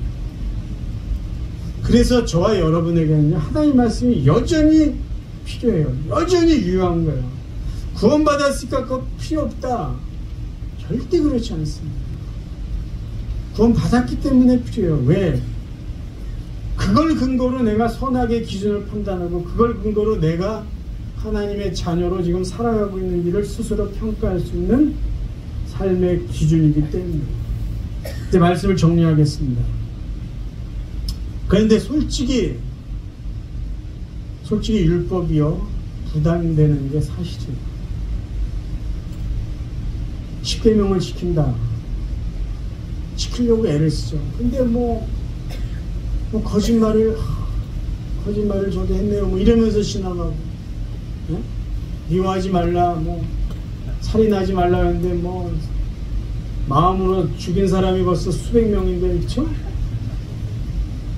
그러니까 이게 쉽지는 않아요. 솔직히 우리끼리 이야기하면 율법의 그 많은, 그러면 신앙생활 좀 한 사람들은 야, 하나님의 율법도 우리에게 은혜를 주신 것인가? 이렇게 질문 한번 해볼 수 있잖아요. 아니 좀 자유롭게 할 수 있도록 좀 하시지. 은혜 주신 거 고맙고, 그래 나도 은혜 주신 거 뭔가 그럼 답례할게요. 근데 율법을 지키면서 한다는 거 조금 부담돼요. 그러면서 이렇게 지나와요. 근데 하나님은요, 은혜를 절대로 부담으로 주시는 분이 아니에요. 하나의 말씀을 읽겠습니다. 에스겔 36장 26절 27절. 또 새 영을 너희 속에 두고 새 마음을 너희에게 주되 너희 육신에서 굳은 마음을 제거하고 부드러운 마음을 줄 것이며 또 내 영을 너희 속에 두어 너희로 내 율례를 행하게 하리니 너희가 내 규례를 지켜 행할지라. 무슨 말씀인지 아시겠죠? 하나님은 율법만 주신 분이 아니에요. 그 율법을 지켜 행할 수 있도록 성령님을 보내주셨어요. 그래서 여러분 생짜로 하나님의 말씀대로 살려고 하지 마세요. 우리는 아직도 연약해요. 그래서 하나님이 율법을 지켜 행할 수 있도록 도와주시려고 보낸 성령님을 의지해서 그 율법을 지키며 사는 거예요. 하나님 도와주세요. 내가 저 인간 진짜 눈에 흙이 들어가도 난 용서 못하겠어. 근데 기도하는 거죠. 어제 말씀드렸죠. 하나님의 이야기를 써내려가는 그 어렵지 않아요. 성령님 용서하겠습니다. 도와주세요. 그때부터 우리의 이야기가 아니라 하나님의 이야기가 됩니다. 어떻게 나에게 그렇게 못된 짓을 할 수 있어요? 성령님 도와주세요. 주님의 마음을 갖게 했어요. 성령님이 그렇게 우리를 도와주시기 위해서 하나님이 보내주신 분이에요.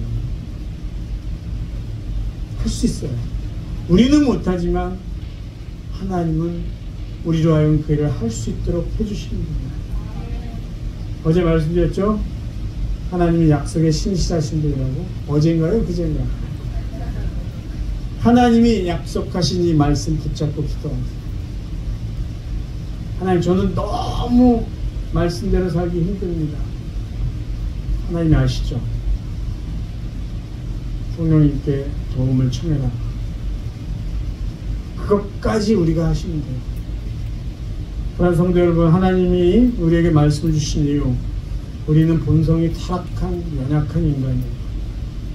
본능대로 살아서는 안 되는 인간. 선과 악이 수시로 바뀌는 세상에 우리는 살고 있어요. 하나님 말씀만이 선과 악의 절대 기준입니다. 왜 내가 하나님의 말씀을 지켜야 됩니까? 내가 구원받은 하나님의 자녀이기 때문이에요. 내가 하나님의 자녀인데 누구 말을 들어야 됩니까? 여러분 이제 또 살아가실 거예요. 또 신앙생활 하실 거예요. 또 세상에서 악과 시름하고 싸우고 살아가실 거예요. 근데 기억하세요. 그 악과 함께 살아가고 싸워야 되는 그 삶의 현장은 창조주 하나님, 구원자 하나님을 예배해야 되는 예배 장소라는 거예요. 어떻게 그 자리에서 예배를 드리시겠어요? 여러분 힘으로 되겠습니까? 성령님의 도움을 요청하세요. 주선교회 참 좋은 교회라는 건 큐티를 통해서 늘 하나님 말씀 가까이 하고 있다는 것, 그거는 분명한 사실입니다. 하나님 말씀 더 가까이 하세요. 선택적으로 말씀 받으려고 하지 마세요. 어떨 땐 쓰라린 말씀도 받으시고, 어떨 땐 위로의 말씀도 받으시고, 어떨 땐 축복의 말씀도 받으시고, 어떨 땐 사정없이 야단치는 말씀도 다 받으셔서 하나님이 원하신 게 뭔지, 하나님이 기뻐하신 게 뭔지 말씀을 통해서 듣고 배우시고 지켜 행하면서 이 남은 삶을 진정한 예배자로 살아갈 수 있기를 주님의 이름으로 축원합니다. 우리 이 시간 우리 목사님께서 우리 성도들을 좀 축복해달라 그런 말씀하셨어요. 여기 계신 모든 분이 하나님의 자녀들이고, 특별히 하나님 우리 손 목사님은 주성교회 교인들만 축복하라고 그랬는데 또 그럴 수는 없잖아요, 제가. 그렇죠? 여러분을 위해서 제가 잠시 축복 기도하겠습니다. 하나님, 귀한 부흥의 시간을 허락하여 주시고, 부족하지 않은 하나님의 말씀을 나눌 수 있도록 귀하고 복된 시간 주셔서 감사합니다. 특별히 이 시간 추성교회를 위해서 축복하며 기도합니다. 말씀을 사모하는 이 교회에 날마다 하나님이 말씀으로 말씀하여 주시고, 그 말씀을 통해서 하나님과 깊은 교제를 나누는 성도들 되게 하시고, 말씀이 그저 받는 것으로 듣고 배우고 그것만으로 만족하는 삶이 아니라 말씀을 살아내는 진정한 예배자의 삶으로 이어지게 하여 주옵소서. 오늘 함께 예배드린 귀한 성도들 함께 축복합니다. 하나님의 은혜 위에 은혜를 더하여 주시고, 이전보다 더 하나님이 기뻐하신 예배를 드릴 수 있는 예배자로 살게 하시고, 예배를 통해서 주시는 하나님의 귀한 은혜를 예배를 통해서 날마다 경험하며, 이것이 하나님의 자녀가 사는 삶의 모습이구나, 하나님의 자녀들을 이렇게 축복하시는구나, 내가 이렇게 사는 것이 가장 바른 삶이구나 라는 것을 매 순간 체험하며 그것이 기쁨이와 자랑이 되는 삶을 살게 하여 주옵소서. 손태정 목사님 비롯한 모든 재직들, 모든 성도들 한 영혼이 하나님 이 시대에 하나님께 쓰임받기에 조금도 부족함이 없는 영적 용사로 세움받게 하시고 쓰임받게 하셔서 하나님 주성교회를 통해서 하나님의 귀하고 위대한 뜻을 이루어 주옵소서. 연약한 성도님들 건강으로 붙잡아 주시고, 하나님이 맡겨주신 일 건강 때문에 못하는 안타까움이 없도록 육신의 건강 주시고 영혼의 성숙함도 허락하셔서 날마다 주님 만나는 그날까지 영육이 강건하여 하나님의 은혜를 누리고 나눠주며 사는 복된 성도들 되게 하여 주옵소서. 오늘도 귀한 말씀 나눌 수 있는 은혜 주심을 다시 한번 감사드리며 예수 그리스도 이름으로 축복하며 간절히 기도하옵나이다. 아멘.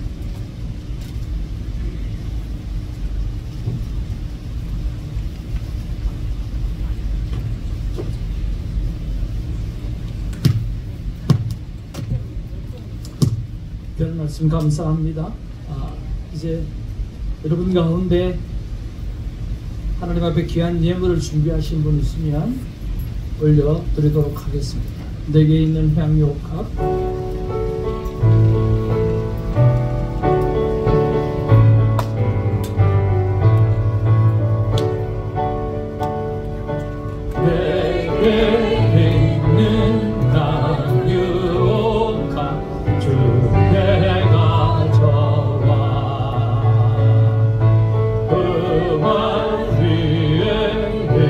맞추고 깨뜨립니다.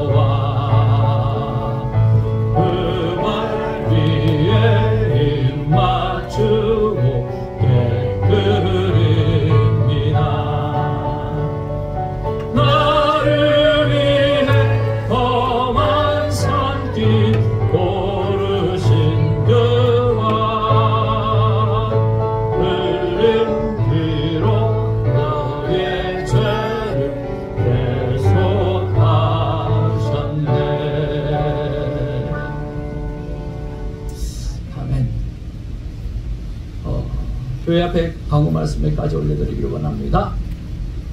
전반기 말씀 부흥회 3월 1일부터 3월 3일까지 오늘까지 오직 한 분 하나님께 영광 올려드립니다. 할렐루야. 너무 감사를 드리고요. 우리 제일 잘 섬겨주신 우리 주성교회 가족들 자리에 한번 일어나 주시면 좋겠습니다. 우리 주성교회 출석하고 계시는 귀한 가족들 자리에서 일어나 주시면 좋겠습니다. 박수하겠습니다. 몇 분 안 되는 귀한 사람들이 교회를 섬기고 있습니다. 네, 말씀 전해주신 우리 이천선 강사 목사님, 이 땅에서도 저 천국에서도 선한 목자 되시는 예수님의 말씀을 따라 살아가시는 귀한 분입니다. 우리 목사님 일어나시면 크게 한번 박수하겠습니다.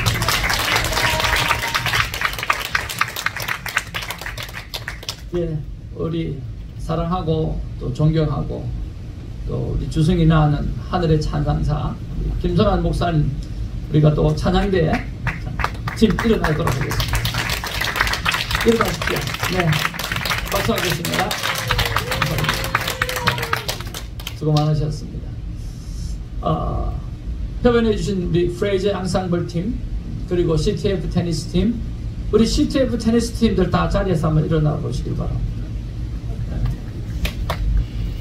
박수하겠습니다.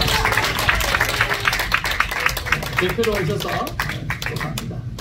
그리고 우리 성경암송 이채성 권사님 자리에 일어나시면 축복하겠습니다.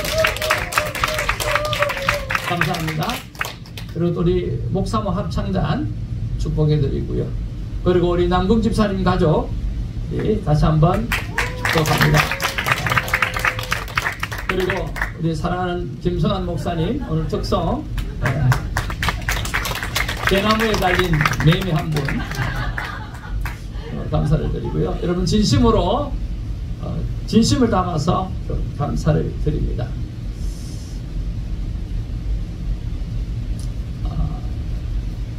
주성교회를 소개합니다.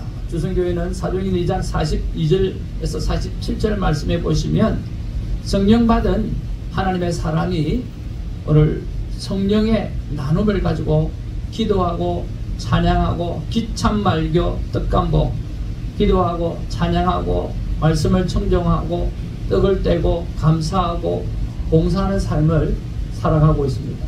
그때 사람들이 바라봅니다. 그리고 박수를 칩니다. 그리고 주님이 바라보십니다. 그러면서 이런 공동체는 내가 내 백성을 보내어도 되겠다라고 생각해서 예수님께서 성도를 보내어 주십니다. 그래서 날마다 구원받는 백성이 더해지는 교회가 주님 주자 이룰 성자 해서 주성교회가 되어졌습니다. 위에서 주님이 원하시는, 그토록 원하시는 교회를 꿈꾸고 이루어가기를 원하는 교회를 위해서 기도해 주시면 좋겠습니다. 그래서 우리 교회는 프로그램이 두 가지밖에 없습니다. 첫 번째는 만남 큐티로 신나는 신앙생활을 하는 교회입니다. 우리 목사님 말씀하신 대로 예수 그리스도의 말씀이 내 안에 머물도록 시간을 내어 드리는 예배가 교회뿐만 아니라 매일의 삶 가운데 있어지는 것을 목적으로 하고 있습니다. 두 번째는 하나님께서 사람이 살아가는데 삶의 원리를 딱 하나로 주셨습니다. 쉽게 하면 그 뒤에요. 세상을 만들고 딱 하나 주셨어요. 그게 뭐냐고 하면 선악과 다 먹지 말라는 거예요. 그래서 판단의 삶을 살지 아니하고 오늘 생명만을 나타내고 사는 그 삶을 위해서 우리는 가르치고 있고 배우고 있고 그리고 실천하려고 예를 씁니다. 이 두 가지가 우리 교회가 하는 목표입니다. 위해서 기도해 주시면 좋겠습니다. 그래서 우리 3월 11일 날 우리 주성대학 10주 과정이 오늘 펼쳐지는데 큐티가 10주간이 있습니다. 그리고 생명대학법이 또 10주간이 있습니다. 낮 시간, 아침 시간에 가능하신 분들은 우리 주부들은 아침 시간으로 등록해 주시면 되고요. 그리고 일을 마치고 또 오실 수 있는 분은 저녁 시간을 마련해 두었습니다. 그래서 저녁 시간에 오셔서 어떻게 하면 하나님 앞에 날마다 내가 드리는 예배로 살아갈 수 있는지 배우게 되어지고 또 그것이 이웃에게 어떻게 사람을 살리는 말로 나타나게 되어지는지를 배우게 되었습니다. 귀한 도움이 되리라고 생각을 합니다. 그래서 오늘 여러분 주보 안에 보면 주성대학 등록 신청서가 있습니다. 거기에 보면 신청 강의에다가 표를 해주시면 되고요. 등록비는 한 강의당 20불씩인데 교재비가 등록비입니다. 회비는 강의가 도움이 되었을 때 은혜 받은 자만이 낼 수 있는 특권입니다. 그리고 그래서 좋은 도움이 됐고 내 삶에 진정한 도움이 되었다고 하면 하나님 앞에 도네이션 해주시면 강의 결과별로 50% 사용하고 또 이것을 알리는 홍보 광고료로 50%를 사용하게 되었습니다. 구호가 있는데요. 10주간의 공부훈련 중에는요, 아프지도 말고 죽지도 말자라고 하는 거예요. 10주간 공부할 때는 아프지도 말고 죽지도 말자. 그래서 맞춰내어서 큐티의 삶 그리고 생명을 살리는 그런 삶을 살아드려야 되리라고 생각을 합니다. 저도 집회를 마치면서 두 가지 말씀만 잠깐 올려드리겠습니다. 저는 믿지 않는 가정에 자라서 쇠몽둥이로도 맞아보았고 팬티 바람으로 쫓겨나서 다시 붙잡혀와서 또 맞고 제가 가지고 있는 성경책 불태우고 그렇게 살아서 지금 여기까지 왔습니다. 하나님 앞에 두 가지 위대한 질문을 했습니다. 첫 번째는 하나님, 내가 하나님 앞에 섰을 때 후회 없는 삶을 살고 싶은데 어떻게 하면 후회 없는 삶을 살 수 있을까요? 하나님 앞에 여쭤보았습니다. 하나님께서 주시는 말씀이 바로 나와 1대1의 관계를 하루에 1시간이라도 갖자라고 말씀해 주셨습니다. 다른 건 다 제껴놔놓고 하나님과 내가, 창조주이신 하나님과 내가, 아버지와 아들인 제가 하루에 1시간만이라도 하나님과 내가 만남의 시간을 가지고 시간을 보내게 되어지면 하나님 앞에 갔을 때 내가 이 땅에서 바보처럼 살고 이 땅에서 돈 못 벌고 살고 이 땅에서 핍박받고 살아도 오늘 하나님 앞에 가서는 후회 없지 않게, 후회 없을 것 같다 그런 마음의 확신을 가지고 하나님을 매일 만나는 삶을 살고 있습니다. 후회 없습니다. 진짜 괜찮습니다. 그래서 저는 제 자식을 향해서도 이야기합니다. 내가 예수 믿고 살은 거 진짜 잘했다. 너희도 예수 제대로 믿고 살아라. 그렇게 저는 말할 것입니다. 두 번째는 뭐냐고 하면 하나님, 내가 매일 큐티를 해도 불순종하는 일이 생기는데 이것 때문에 길티 필링이 생겨서 저의식이 생겨서 견딜 수가 없습니다. 어떻게 해야 됩니까? 이 길티 필링이 내 안에 없으면 좋겠습니다. 어떻게 해야 좋겠습니까? 하나님께 여쭤보았습니다. 하나님께서 제게 말씀하셨습니다. 감사해라. 순종을 하지 못했을 때는 주님, 저는 죄인입니다. 그래서 주님이 필요합니다. 그래서 주님 없이는 단 한순간도 살아갈 수 없는 존재입니다. 그런 나를 구원해 주셔서 감사합니다. 감사하라고 그러셨습니다.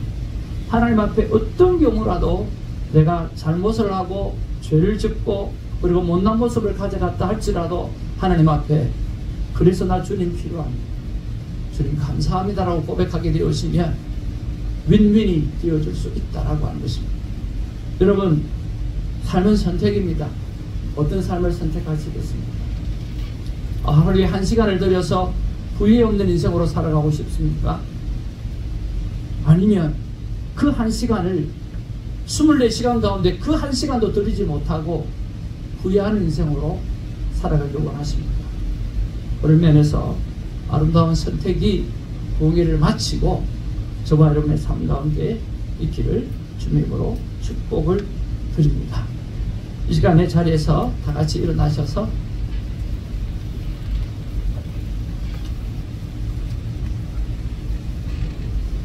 다 같이 찬양을 하고 오겠으면 좋겠습니다. 사랑합니다. 나를 자녀 삼으신 주. 우리 갑자기 반주가 될지 안 될지는 모르겠지만 다 같이 그냥 찬양하도록 할게요.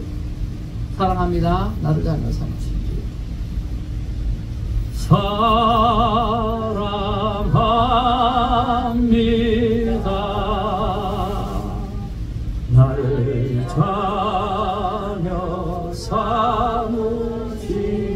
사랑합니다. 사랑합니다.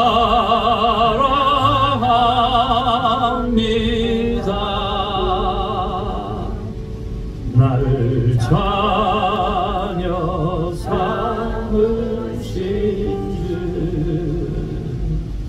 내 부르짖음 들으시고 감사 주시니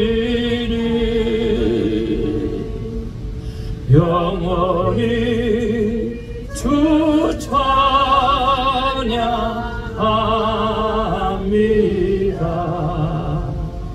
내 삶을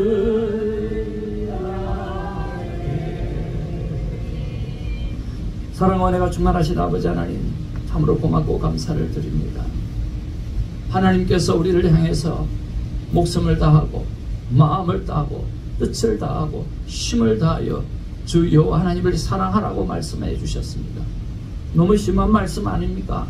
아니요. 하나님은 우리를 그렇게 사랑했기 때문에 우리도 그렇게 사랑해야 하는 일이 마땅하다고 믿습니다. 주님 오시는 그날까지 하나님이 하셨던 그 사랑, 무조건적인 아가페 사랑을 실천하며 사랑하는 우리가 되게 하여 주시옵소서.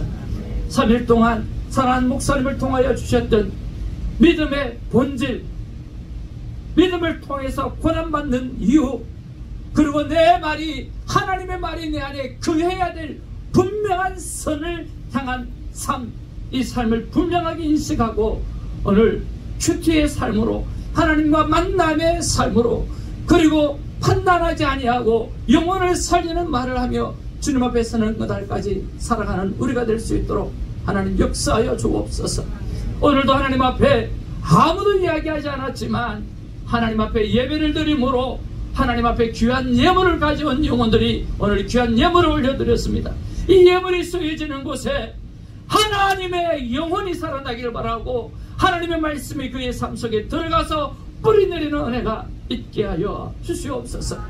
그를 위하여 온전히 주성교회가 사용되어지기를 바라며 여기 하나님의 말씀을 받은 자들이 그 삶을 살아갈 수 있도록 역사하여 주시옵소서.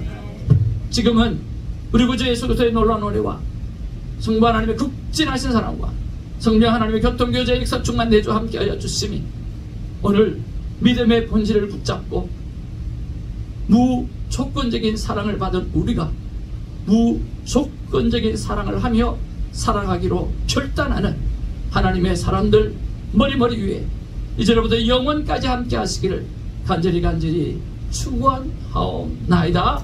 아멘.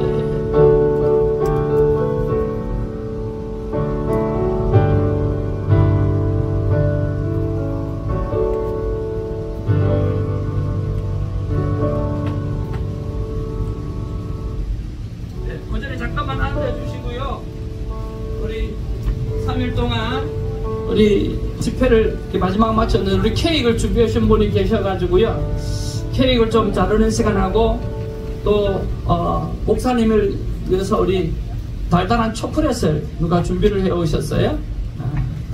이렇게 달달한 초콜릿을 준비했는데 전달식도 좀 했으면 좋겠습니다. 예. 자, 케이크 빨리 가져오시고요. 예.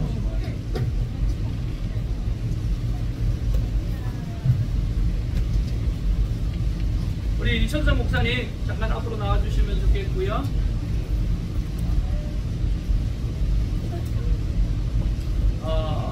우리 목사님은 여기 간단한 편지를 썼는데요. 가만히 생각해 보니까 목회자로 제일 먼저 만났으면 참 좋았을 텐데 족구장에서 족구를 통해서 만났어요. 거의 이제 한 18년 정도 된 것 같아요. 족구로 친해져가지고요. 또 잠깐 떠났다가 또 제가 오렌지 카운티 목사회 회장을 할 때 목사님이 함께 임원으로 섬겨 주셨어요. 참 감사했고요. 또 세월이 지나서 신학교에서 공부를 하는데 또 이 멋쟁이 목사님이 또 계시는 거예요. 같이 또 공부를 하나님 천성보자. 넣으세요. 사모님은 중요할 때 뭐 묻지 마세요. 네. 사모님, 저하고 산다고 좀 감사해요.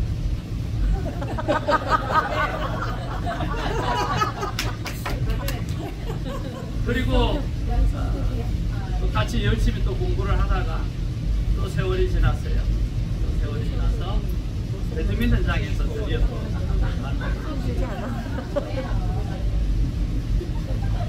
은혜가 점점 떨어지는 거예요. 우리는 만날 수밖에 없는 운명인가 봐요. 우리는 3일 동안 집회까지 기도해 주셔서 너무너무 감사드립니다. 이 첫 번째 준비는 우리 김사라 전사님 준비를 해주셨습니다. 이유는 산을 드시지 말고 내 자녀들하고 저는 항상 저만 먹으라고 주시는 게 있어요. 그리고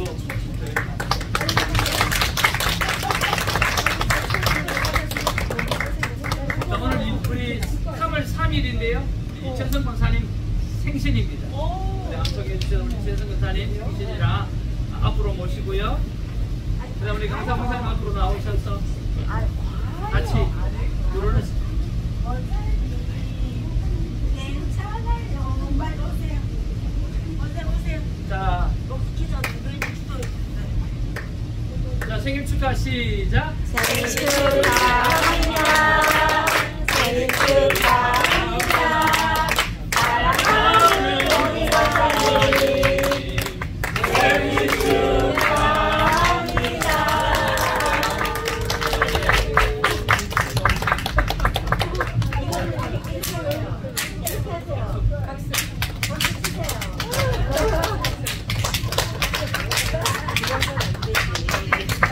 감사합니다. 네, 우리 목사님 나가실 때 한 번씩 다 허거해 주시고 또 축복해 주셨으면 좋겠습니다. 목사님 고맙습니다.